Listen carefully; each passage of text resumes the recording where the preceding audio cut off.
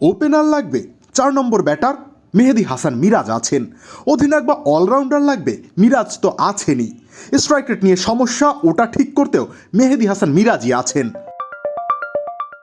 হ্যাঁ, মিরাজই যেন বাংলাদেশের এখন সকল সমস্যার সমাধান। কথাটা কি শোনা শোনা লাগছে? একসময় সাকিব আল হাসানকে নিয়ে কথাটা বলা যেত, এখন বলা যাচ্ছে মিরাজকে নিয়েও। সত্যি মিরাজ কালক্রমে সত্যিকারের অলরাউন্ডারই হয়ে উঠছেন।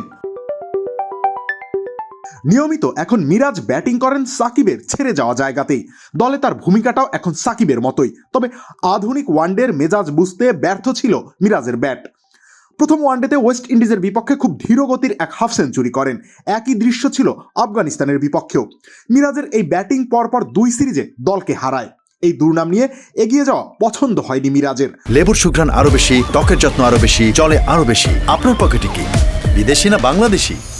গর্জে উঠেছে মিরাজের ব্যাট। সেন্ট কিটস অ্যান্ড নেভিসের ওয়ার্নার পার্কে ঝলসে উঠলেন। এক লহমায় জবাব দিলেন তার দিকে ধেয়ে আসা সকল সমালোচনার।